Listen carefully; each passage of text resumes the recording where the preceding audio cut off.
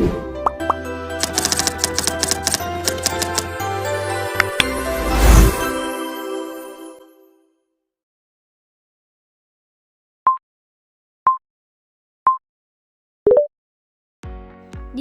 longan merupakan tumbuhan dari famili Sapindaceae.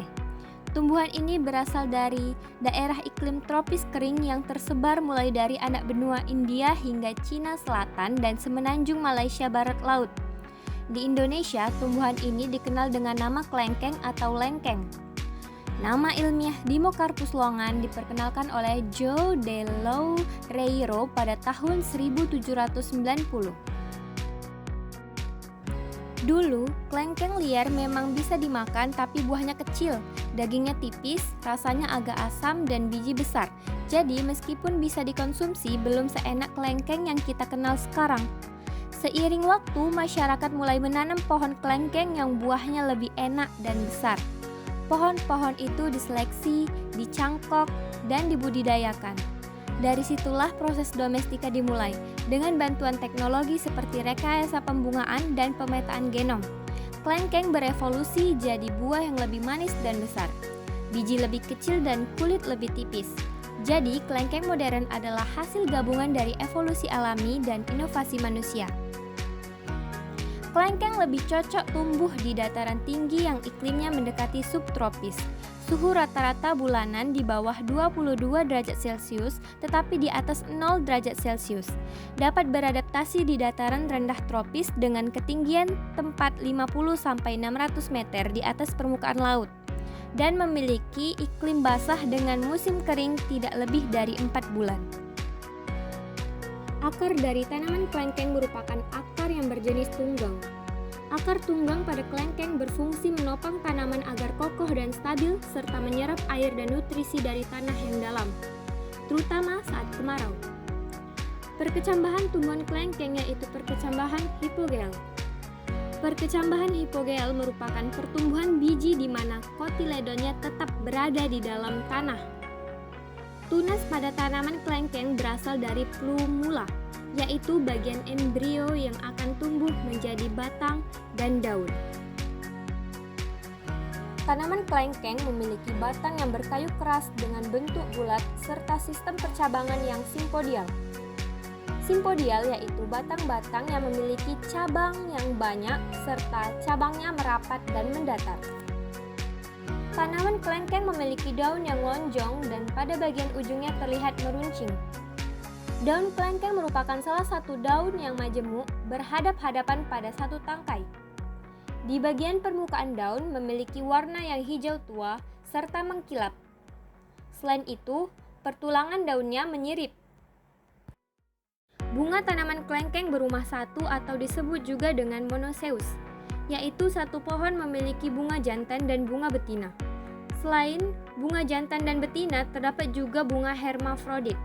Dalam satu bunga terdapat benang sari, putik, dan bakal buah. Proses penyerbukan pada tanaman Dimmocarpus longan atau kelengkeng berlangsung melalui bantuan serangga penyerbuk atau entomogami. Serangga penyerbuk berperan penting dalam memindahkan serbuk sari dari bunga jantan ke bunga betina yang memungkinkan terjadinya pembuahan dan pembentukan buah.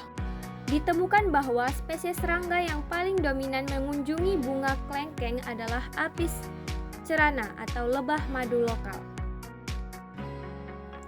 Buah dari kelengkeng merupakan buah buni yang mempunyai daging lunak dan bijinya tidak dilapisi cangkang keras atau endokarps. Berbentuk bulat serta memiliki warna hijau saat buah kelengkeng itu masih muda dan warna coklat yang kekuningan ini bertanda kalau buah kelengkeng dalam keadaan yang sudah tua atau layak untuk dikonsumsi. Daging dari buah ini agak sedikit tebal serta rasanya manis jika dikonsumsi.